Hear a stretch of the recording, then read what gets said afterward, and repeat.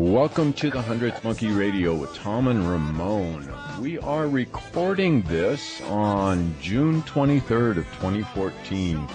And, wow. You know what, Ramon? This last month, the energy out there has just really started to get a little sour. I don't know if that's the right word, but it seems like there's a tension building again. And, I don't know. It just feels kind of bizarre.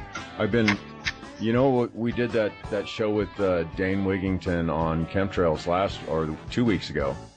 Yeah. And that one, it really hit home to me because I mean, this has been that stuff's been on my mind quite a bit here recently, and that show in particular kind of sobered me in a sense. I guess at what's going on this planet and what our role is. And when I say our, I'm talking about all of those and all of you listeners out there who have put your feet on the path and are trying to actively participate in the growth of not only your own spirituality and your own level of consciousness, but that of the collective also.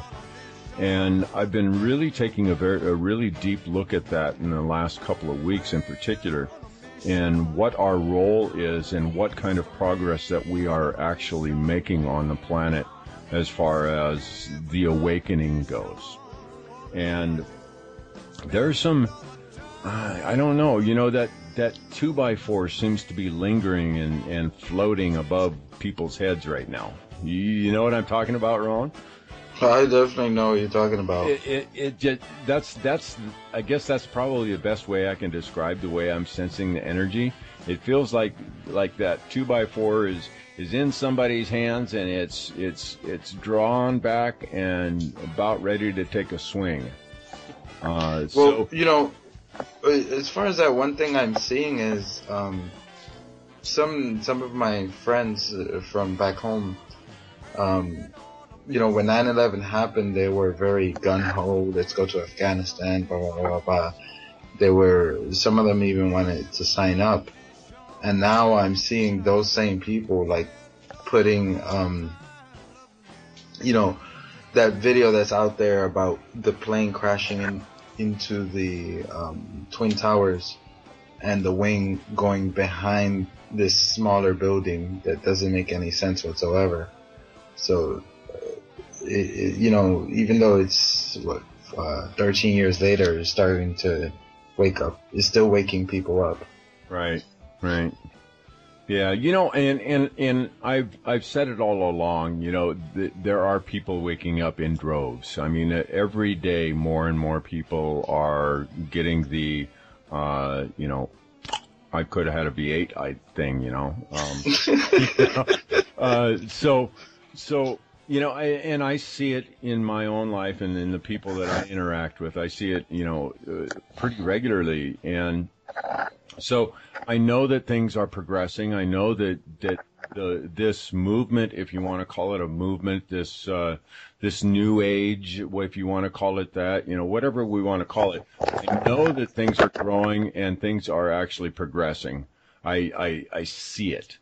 But and I think I mentioned this on the show Saturday. My big question right now is it too little, too late? we look back at our history and we dig deep into the geological records and we see the different times on this planet where something or other has happened to create one of these mass extinction events, and it's and then we look at the archaeological evidence that we've been digging up for civilizations that have been around, the stuff that's coming up that's really old, the Michael Cremo and that kind of really old. Yeah, so actually one of the news articles I have is about that. Yeah, so all this leads to and tells me, well, our civilization has risen and fallen and risen and fallen and risen and fallen.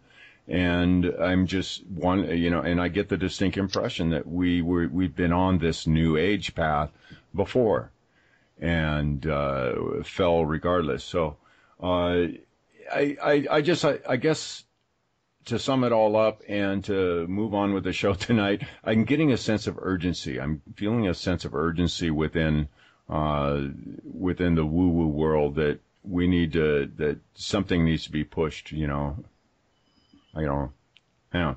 So anyways, Ramon, how's it going in Japan? Nice to start this out on a chipper note. It's going pretty good. It's raining here. But let me jump right into the, well, I do want to relate a little bit of a dream I had where I was teaching two people how to fly, and they seem a lot younger. Like, one seemed like he was 17 or 16, and then the girl seemed like she was like 19 or 18, and they couldn't understand how is it that you fly in a dream. And I was like, you just feel into it and you fly. You don't flap your wings or anything like that. I was explaining to them. So, and I told them this is a dream. It's your dream. So I'm wondering if I was actually connecting with real people, because I don't know these people. I was teaching, but I've heard people talk about, teaching classes, right, in their dream state. So, anyway, we're gonna jump is because I'm sure a lot of our audience probably do that, whether they're aware of it or not. So here is one that you were talking about. Everything we have been taught about our origins is a lie. And this news article is all about those balls that were found in South Africa, those metal balls that have these like lines around them, and they're dated back at 2.8 billion years ago. Yeah. So I'm wondering either A, we had a civilization that built that, which might not even be modern day human as far as because some people talk about how there might have been different physiologies and different makeups of the. Well, how they might have been like a reptilian species that might have developed. Who knows? Actually, there was one in Star Trek Voyager like that, an episode like that. Yeah, so you have these 2.8 billion years old balls, which is amazing. So you guys can read into that, and Michael Cremo does an amazing thing with that. Now going into the other one, this 15-year-old boy with autism is the youngest to have a master in quantum physics. Now, you guys heard me talk about him, how they told him that he'll never be able to learn, the certain things, so the parents just got upset, pulled him out of school, and homeschooled him. And now this kid is 15 with a bachelor's degree. I mean, with a master's in quantum physics. In quantum physics, yeah, that's amazing. Yeah, so here's a kid who supposedly wouldn't be able even to do 1 + 1, and he's doing quantum physics, which the average person can't. So there you go. But the thing is that he was on TED Talk, and he was explaining that people thought that he would be in La La Land when he actually was looking at the way lights would hit the floor and calculating it on, the shadowing and all these different things. So his mind obviously works in a completely different way than what our modern education expects. Mm. So, last thing, if you go to the Facebook, I always try to put, like uplifting things too. There's the one video I have, it's not a squirrel, but it's family of the squirrel. This pool man, found him in the pool and he was dead, and he brought him back to life, just like, with his, index finger and his thumb just pumping his chest until the little guy comes back alive, and you see the whole video of it. It's just amazing. Nice. CPR on a squirrel. Yeah. But it's just amazing when I see those videos of either animals saving animals or animals saving people, or, people saving animals. It's just quite amazing. Pretty cool stuff. Yeah, so we have an amazing guest that we had back on in 2011. So I suggest you guys listen to that old. Yeah, we've got Dr. Robert Forman is back with it. Dr. Forman is uniquely qualified, both personally and professionally, to reimagine the spiritual goal and the path to it. Personally, Dr. Forman hasn't missed a day of meditation in 40 years.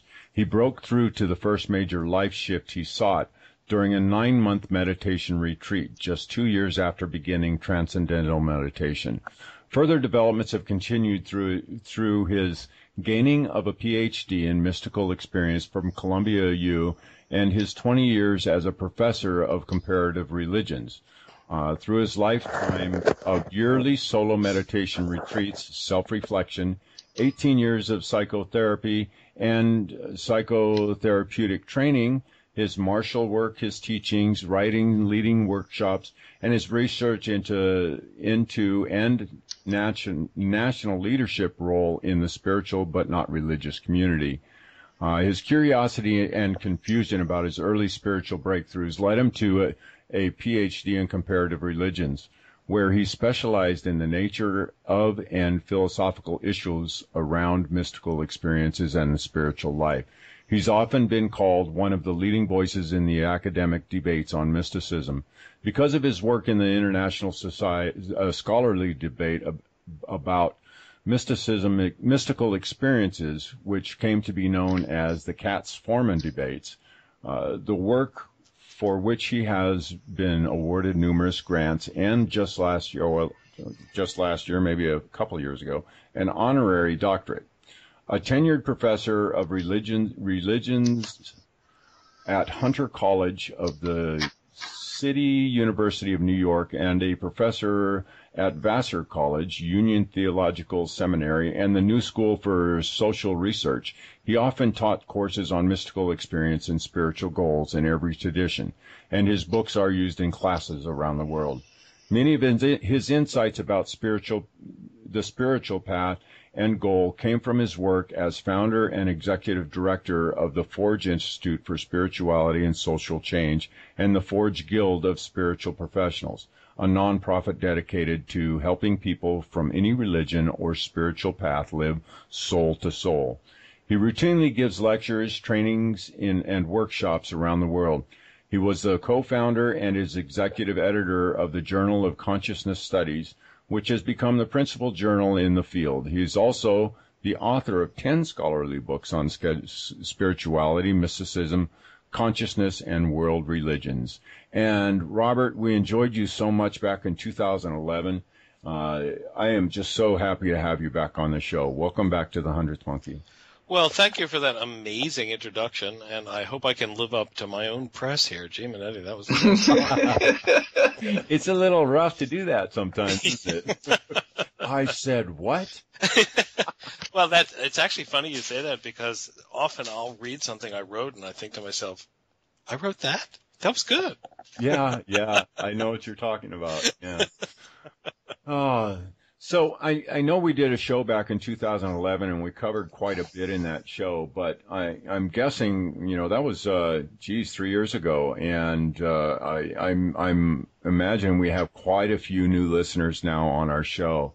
And so just to catch everybody up, on who Robert Forman is and what got you going down this path. Give us a little bit of the story of what was it that actually turned you towards the whole spiritual field. Wonderful. You'll have to forgive the fire engines going by here. It's a hot day. Are you in New York? I live in New York, and it's a hot day, and I've got my windows open here. If I turned on my air conditioner to block all this out, you'd never hear me. It's so noisy. So there we go. Okay. Where in New York? I live just north of the city, Ramon. I live in Westchester County. Oh, when I come visit, I'll give you a call. Oh, please do. I'd love to meet you. Before we start that, and I'm happy to talk about my own story here, but one of the things you just said, Tom, a couple minutes ago really got me thinking, which is you feel like there's a kind of there's a kind of an urgency to the change a lot of people are feeling, but also a kind of discouragement. And what I'm feeling, and this might just be me, but I don't think so, is that I think people are sensing the possibility of a very different way to be spiritual. And I think that you two kind of represent that for me, which is I think that there's something about including our day-to-day contact with one another as part of our spiritual lives. That most people's spirituality has tended to be sort of inward, like within yourself, solipsistic, within yourself alone. And I think what I'm seeing, and I'm hearing this more and more from people, that there's a kind of a dissatisfaction with the dryness of solely meditating alone or doing yoga with your eyes closed, which is, though you're in a group, it's kind of a lonely thing to do, or to be practicing Kinhin, Zen Buddhist walking meditation. Again, you might be surrounded by people, but you're not interacting with them. And I think that the way that we are together has got to be part of our spiritual lives, and I see that developing more and more. So I wanted to say that before we kind of got started, because I think I sense a kind of deep transformation in the nature of what it is to be religious or spiritual or mystical these days. So anyway, I wanted to introduce all this. Yeah, I want to dig into that later, but after we get the foundations down here, absolutely. Sure. Yeah. Absolutely. So my path starts out, frankly, very depressed and suicidal and a real mess when I was about 20. And I think a lot of our listeners probably have a similar kind of story where, you come out of childhood really messed up, and I was very messed up. And I tried just lots of things. I tried Zen a little bit. I tried yoga. I tried psychotherapy. I tried this and that. Nothing seemed to work for me. And then I stumbled into transcendental meditation, which really had an impact on me. It was from the very first meditation, it really started doing something. And I can say, as I eventually became a teacher of meditation, I probably taught 1,000 people, and I would say maybe 5-10% of people that begin continue meditation. But for those 5 or 10% that the path seems to work for, I think it's an amazing path, and it really has helped a lot of folks, and it certainly helped me. So that was the beginning of my story, and I went off as a good, sincere bodhisattva might. I went off on meditation retreats, and I did as much long meditation as I could figure out how to do. And what kind of religious upbringing did you have? Oh, I was born and raised Jewish. I fell away from Judaism when I was a freshman in college. That's almost a funny story I don't mind sharing with you. When I grew up, and this sounds kind of awful to say, but when I grew up, the Christians were the enemy because, of course, they were the ones that did the Holocaust, and they were the ones that were painting swastikas on the synagogue walls, and the community was rather paranoid and afraid of the Christian world. And then I got to college, and I met a guy named Michael Collins, and he was a Baptist from Mason City, Iowa. And I met a woman named Terry Jesnowski, who was cute and a Catholic, and these people were just wonderful people. And that moment when I realized, hey, wait a minute, the Christians aren't the enemy. It's like, when I had that realization, in a certain sense, Judaism kind of began to fade away that day. It was a very powerful disillusionment. Anyway, coming back to the story, I was practicing meditation every day, of course, and I would go off to these meditation retreats, and then I was off to a meditation retreat in Spain. This was the 9-month meditation retreat you described. And we were practicing meditation 6, 8, 10 hours a day, depending on the day. We meditated a lot. I used to say we were meditating our brains out, and there was something probably true about that. But things started to happen to me, and they were very physiological. And I could tell you some of the things that happened earlier, but I think the one that was the most striking was that in the back of my head, one afternoon, in the back of my head, there was this little tube. And I don't know what it was. It was probably some sort of nerve bundle or synapses or neurons or neuron groups. I really don't know what it was. But the little tiny tube in the back of my head on the left side, I was sitting in meditation and I felt this thing go, and it was as if a little zipper had gone up the back of my neck. And it was very noticeable. I mean, I almost wanted to sort of jump up and see if something had happened in the back of my head. I kind of grabbed for the back of my neck. It was that physical, and nothing had happened on the outside. But where that tube was in the past had been kind of like pins and needles, a little bit of almost like static. But where it was now in that little tube was totally silent. And I had the ability back then to put my attention either in the tube or outside of the tube on the right.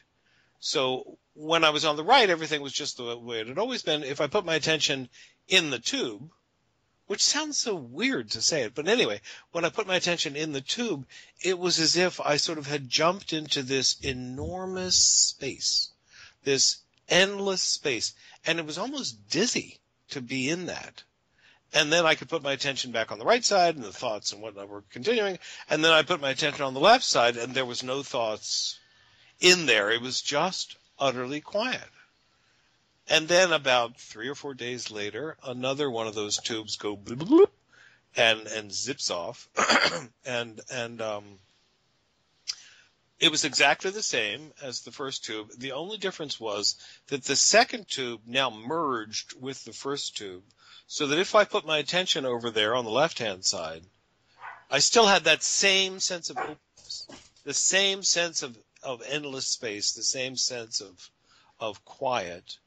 And yet, from the right side, it was as if that space where it was now just a little bigger.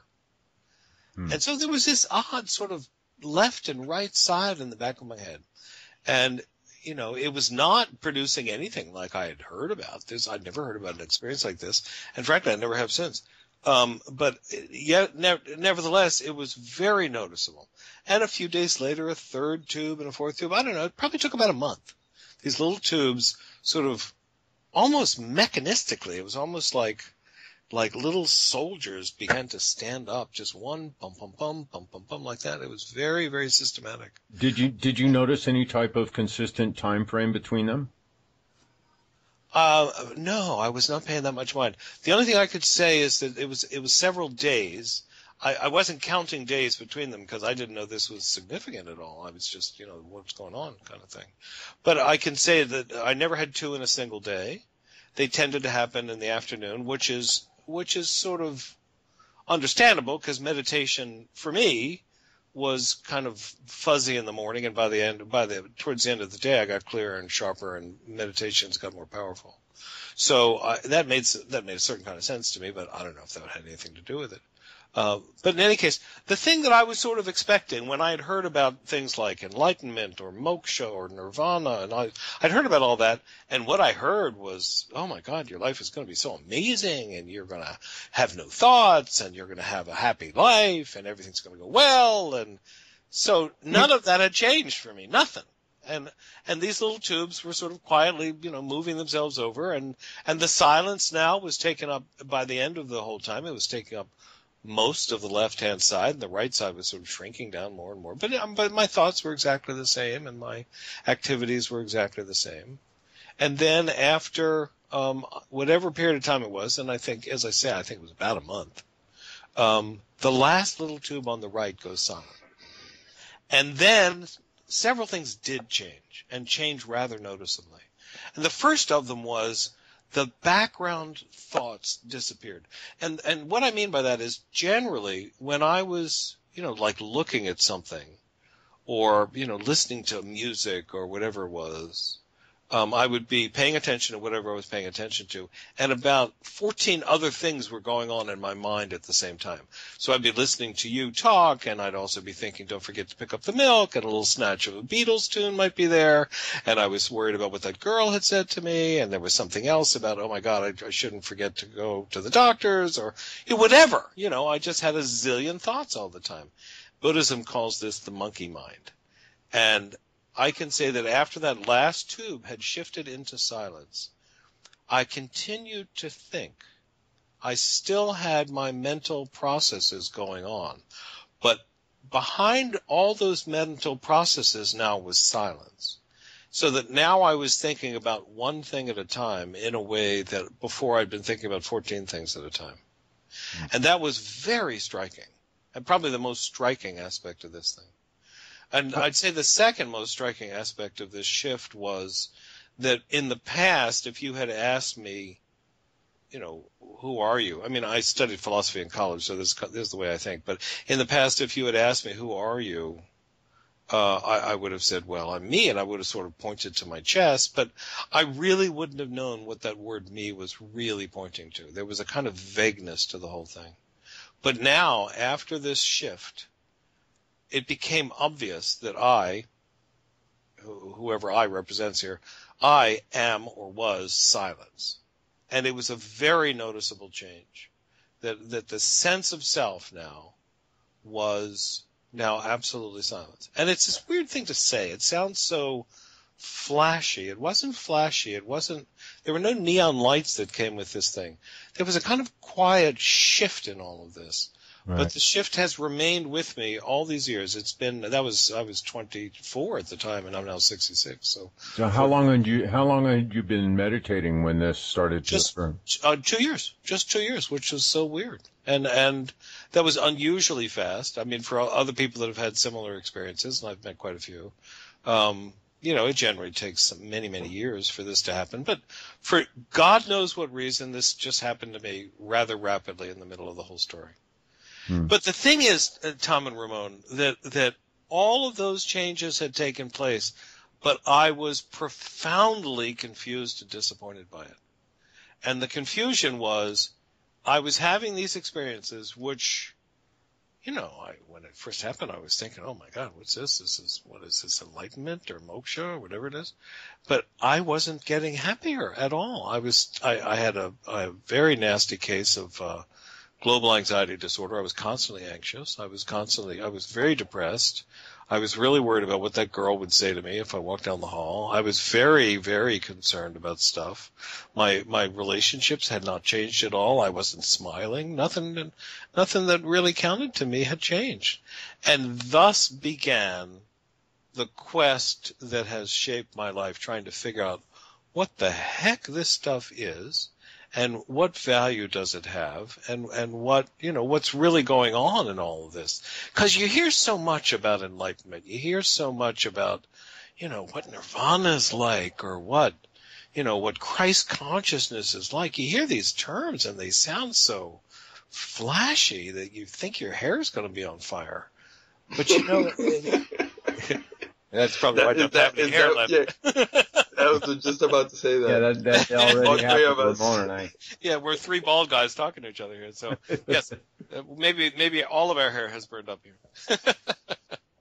But in any case, I have this experience, and I want to say, except for these rather interesting and peculiar transformations, and there were a couple of others, by the way, but except for these rather interesting and fairly abstract transformations, nothing had changed. Right. And go ahead. Oh, sorry. I was gonna say, there's a part of your book where you actually talk to a monk and you tell him, "Is this it? Is this what you guys been talking about?" Yeah, that was Ram. That was Hello? you know Ram Dass? Yeah, Ram Dass. Yeah, that was Ram Dass I talked to. Yeah. Yeah, so that was some years later. That was by that time that was early 90s. By that time I'd been having this experience for 20 years and I'd never really talked to anybody about it. And I just decided, hell, I'll talk to Ram Dass about it because he's such a cool guy. And so I described to him this business about the pins and needles and this business about just utter silence, and it was effortless. And he looked at me with such a sort of twinkly smile, and he said, "This is it." And I said, "You mean this is it?" And he said, "Yeah, this is it." You know, and it was such a simple little conversation. And Ramon, I'll tell you, I went off to a little private room. It was near where we were. We were in Michigan, and I just wept because after all those years, I had asked myself the question: am I making this up? Is this really it? Am I crazy?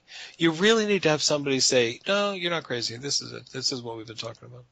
And that was a huge gift to me. I'll be forever grateful for that one sentence. But yeah, it was a huge deal. But after this experience, I honestly found myself thinking, this can't be enlightenment because I'm not happy. And that was the beginning of my path out of it. I mean, to try to figure it out. But go ahead, you were about to say, Ramon. Yeah, I was gonna say, so, I hear people talk about the diamond body, the dragon body, the golden body, these different names. And I've seen them talk about it kind of in a separate way from enlightenment. Is it that you reached one level and then there's many other levels to reach? Yeah, I think that is the case. And in my experience, it took another 25 years to continue along this path.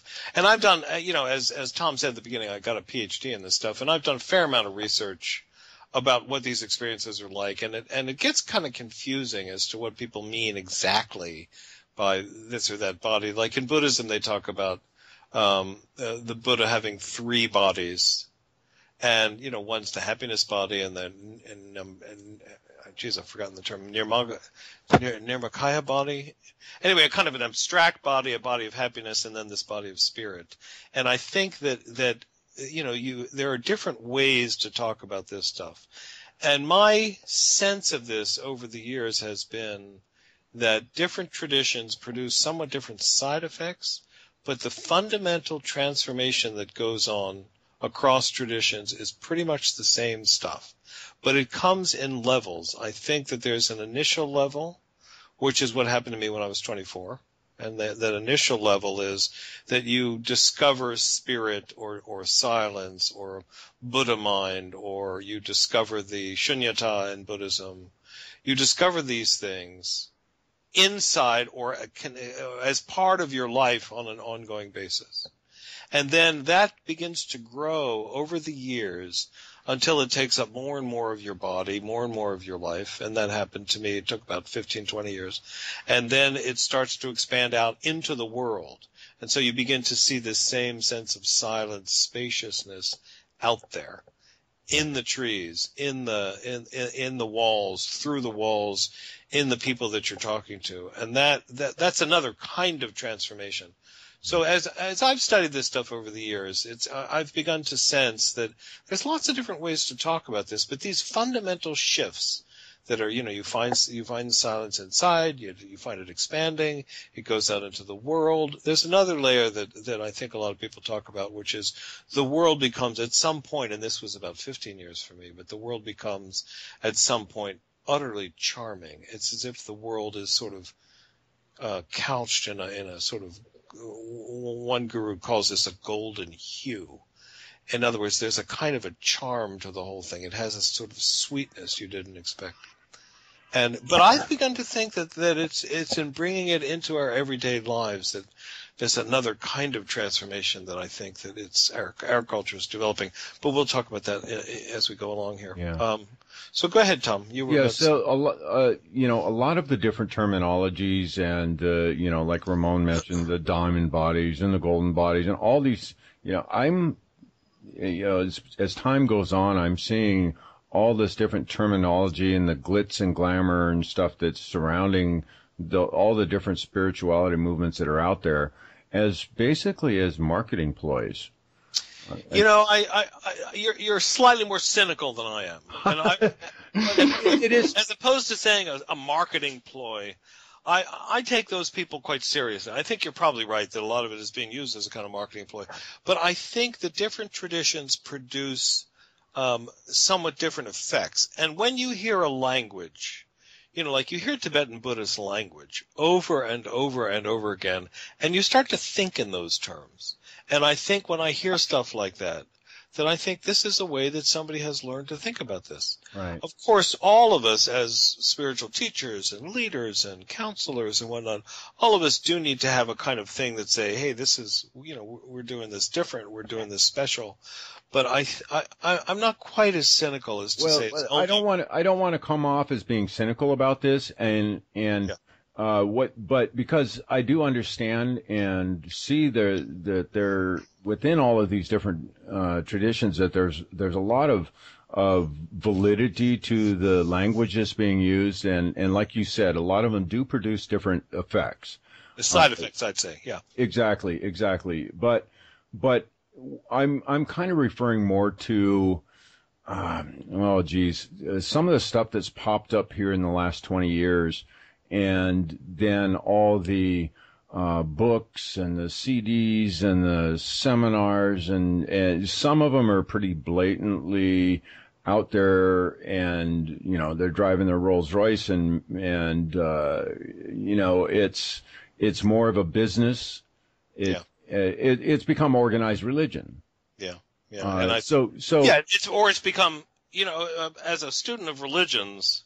One of the things I think is that what's happening in America, and I mean this in the sweetest sense, right, is that American religious systems, the American religious system, or better still, the New Age religious system, is becoming rather like Hinduism. And what I mean by that is that in India, a guru would grow up and he would teach his practices, and he would be this wonderful, beloved guru, and then he would die. And his ashram, of course he would die, and then his ashram becomes like a printing house, a printing center, a publishing house. Mm. And they publish stuff about the guru, and they publish, they print books that are close to that. And then after a while, some other guru comes up. Like, in the 50s, there was Ramana Maharshi. And everybody talked about Ramana Maharshi. And then, now his ashram in the mountain of Tiruvannamalai, his mountain is now this sort of printing press, that prints stuff about Ramana Maharshi. And then, other gurus have come up, like Sai Baba came up, and then he was the big deal in India. And I think I see that happening in America. And Western world, that, we gurus, there's a lot of gurus that come up, and some of them really hit it big time. And then that becomes this sort of, everybody wants to go see Deepak Chopra or Carolyn Mace or whoever or Ram Dass, whoever the big deal is, and they become these famous people, and then people write books about them in the book, and then they fade away, and then somebody else comes up. So I see it as becoming rather like that. But the thing that's interesting about Hinduism, and I also would say that's true in the New Age, and in fact in American religion in general, is people in India would say, well, they're all teaching, people in India would say, they're all teaching the same thing. It is all one. Everything is one, and so, you have this sense that in America, we're all sort of teaching something kind of similar, and people are starting to say, there's all these different paths, but they're all doing kind of the same thing, So I see it as becoming kind of Hinduized, which I find utterly fascinating to watch as a scholar of this stuff. I'm sorry, I shouldn't have gotten off on that, but it's something I'm quite interested in to see. No, that was absolutely. No, you made a good point.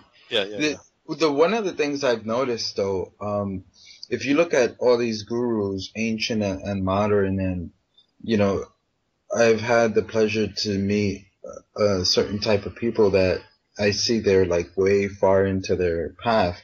Yeah. And the one thing that I find with every single one of those is that they were mavericks, and they found their own way. So we want to learn all these different things, but then at the end, I feel real strongly within me that we have to okay, I'm going this way, and start cutting my own trees and bushes down and make my own path instead of following that's a very interesting question, and I'm of two minds on that, Ramon. On the one hand, I want to say, had I not sat at the feet of my guru for quite a number of years, I would never have learned his system or a system as deeply as I did. I was with Maharishi for fairly solidly for about 5 years straight. And if I wasn't with him physically, I was studying his writing, and I was listening to talks that he gave on audio tape, and I was quite the devotee, and I learned a lot from that. And ultimately, I began to feel like this path was beginning to feel a little too kind of contained and cultic for me, but I did feel like it was a wonderful training for me. And that's been the way it's been for me. But when I think of I don't know, I'm thinking of a rabbi friend I have, and his path continues to be his path in Judaism. He's this wonderful rabbi, and he's a very dear friend. And I think about him, and I think he's never felt the need to leave that path. He has found his own way given a particular tradition. Right. Or then there's my Christian minister friend out in L.A., a guy named Jeff Utter, who's this wonderful minister dude. And I have enormous respect for him. And he's completely addicted to Christianity in a very wonderful way. And I'd say addicted, he's really into the path. He likes the path in a very wonderful way. So for him, being a maverick has not been necessary.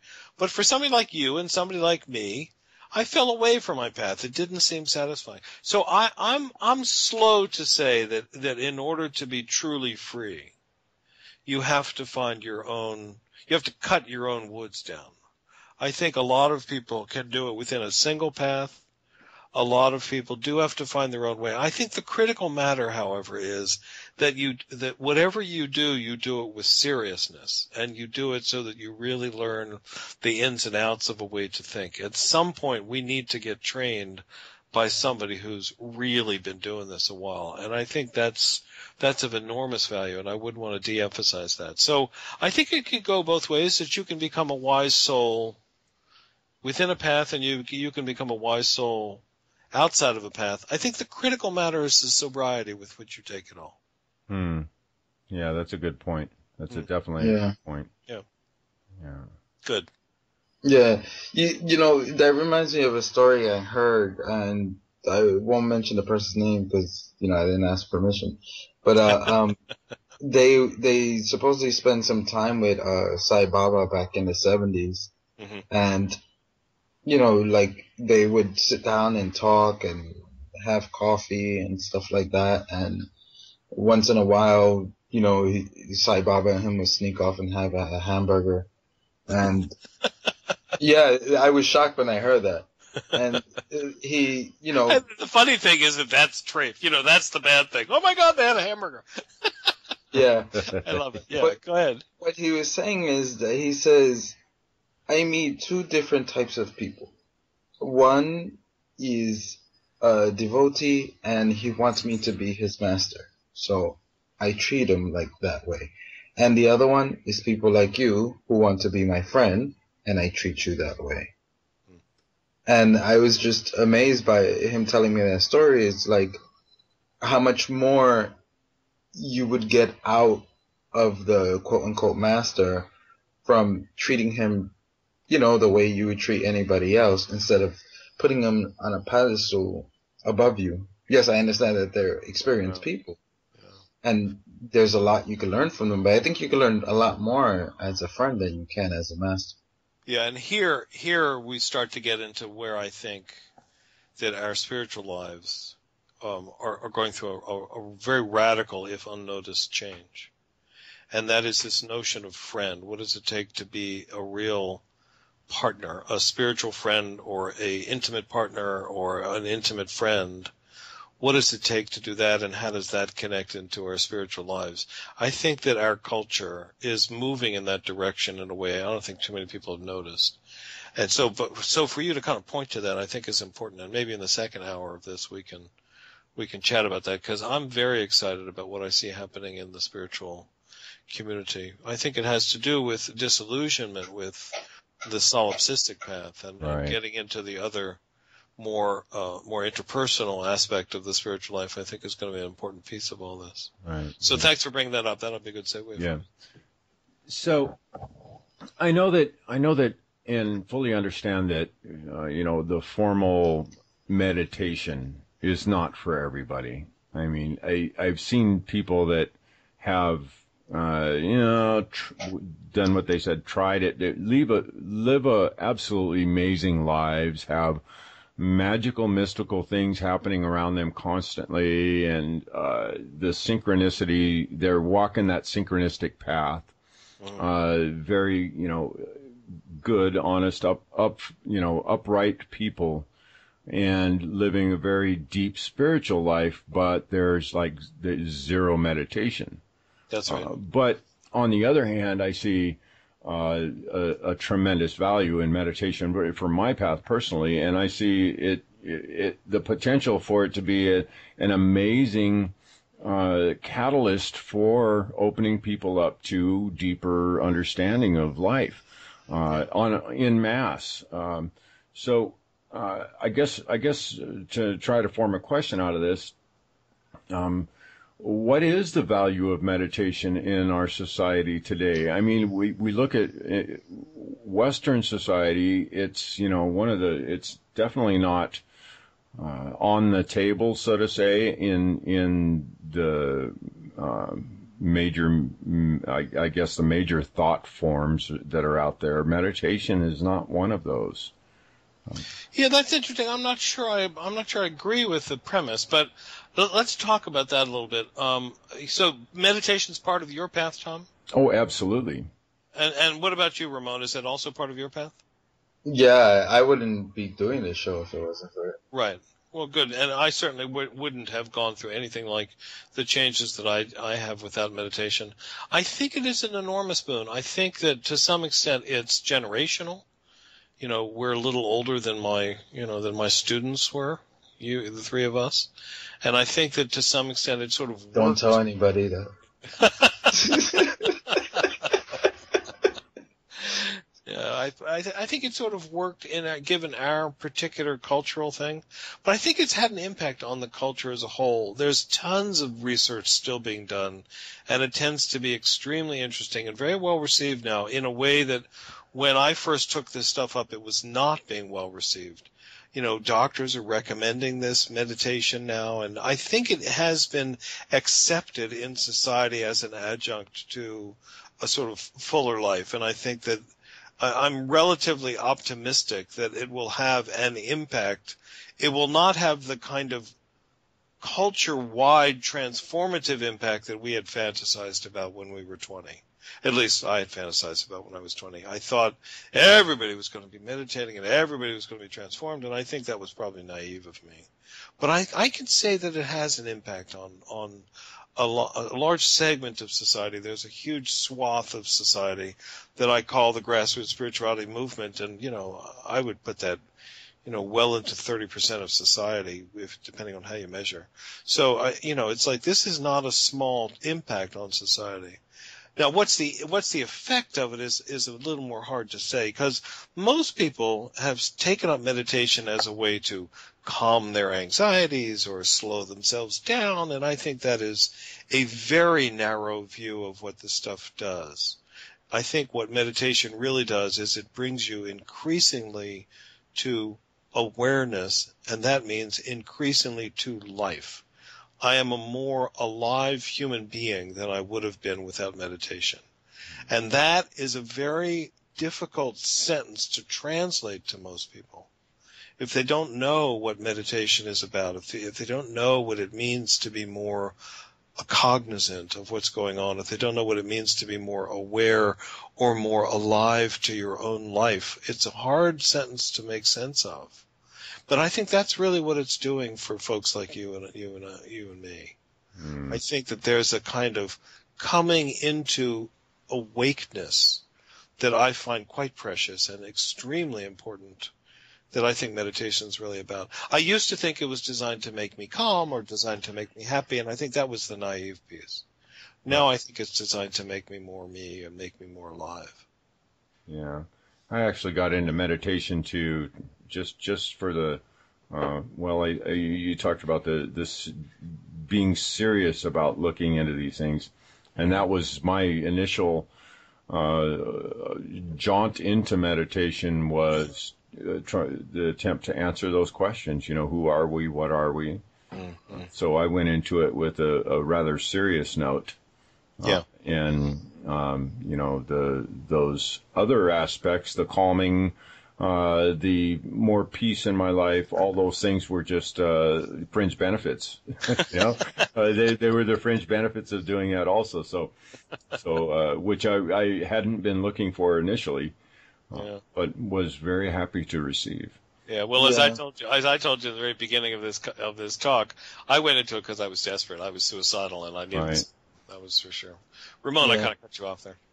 No, I was gonna say that one thing I gotta point out before I tell how I got into meditation is I've noticed you've done this like 4 or 5 times before. It's almost like you're very highly aware of when the next person's gonna talk, and sometimes we don't even utter a word, and you're like, that person has a question, and you know. So I don't think you're giving yourself enough credit. You might have some of that more woo-woo stuff without even noticing. But all right, anyway. I'll accept a modicum of woo-woo. I guess woo. There you go. I think I was different from both of you guys, and I was lucky in the sense that my 4th grade teacher actually used to, right before lunch, she would teach us like 5, 10, 15 minutes of it. And when you're in the 4th grade, 9, 10 years old, it's a whole different effect because I was able to see her clearly. Like, she would do the, you're laying on a beach, you feel the sun filling you up with energy and stuff like that. Then you see the blue ball in front of you.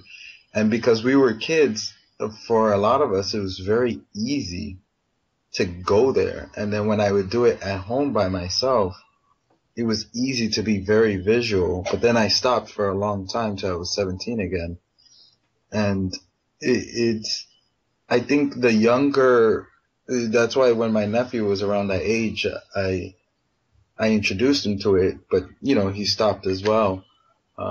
But they remember that. So I've never heard somebody tell a story like that, Ramon. That's very cool. Yeah, it was this teacher. I think somebody said she passed away, Miss Mint, and she was into like yoga and all those things, and she might have even been into transcendental meditation. Well, it sounds like it was a hell of a gift to give her 4th graders. Yeah, I mean, where was my 4th grade teacher at? Really, where was my smacking you over the head? That's just amazing. That's just amazing to hear a story about a teacher in the public school system that went there. Oh, she probably would have gotten in big trouble if it was done in secrecy and we were told not to talk about it. Because it was looked at as a religious thing, even though it's not. But I gotta say, we did give her hell. As big of a gift she gave us, we did give her hell. Well, good. So, Robert, we burned this first hour up already, if you can believe that. Yeah, just zoomed right by. Enlightenment ain't what it's cracked up to be, a journey of discovery, snow, and jazz in the soul. Where can our listeners pick this wonderful book up at? Well, the website is called enlightenment8.com, and that's a nice place to find it. It's also available on Amazon, of course. The website, again, is called enlightenment8.com. So okay. So what have you got coming up? You working on another book yet, or? Well, my colleagues and I have developed a program called Soul Jazz, which is designed to apply some of these principles that I'd love to talk about in the next hour. But also, I actually am working on a book, and the next book is called, I think it's going to be called Enlightened Relationships. And I don't know what the subtitle will be, but I'm fairly far along in writing that. So that's a lot of fun, and I'm really enjoying thinking about that stuff. Cool. We'll definitely be looking forward to that. And do you still do I know that you were doing some spiritual consultation work also? Yeah, as a matter of fact, that work has taken off quite a bit. I'm a spiritual counselor, and that spiritual counseling is I work with people one-on-one, and I have quite a few clients now, and it is truly satisfying to help people come more alive. It's really great work. And any of our listeners, I'd be more than happy to make contact with you, and you can find me through enlightenmentage.com. That's an easy way to do it, so let's not confuse people with lots of addresses. Cool. Yeah. Fantastic.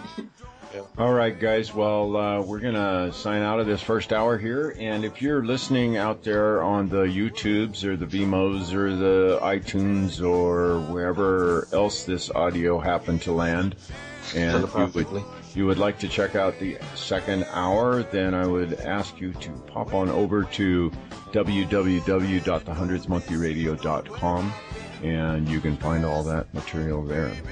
Anyways, we love you guys, and we will talk to you in the second hour. Condemnation without investigation is the height of ignorance. If the love you deny is the pain you carry. Namaste, my friends. Head in the side, running high.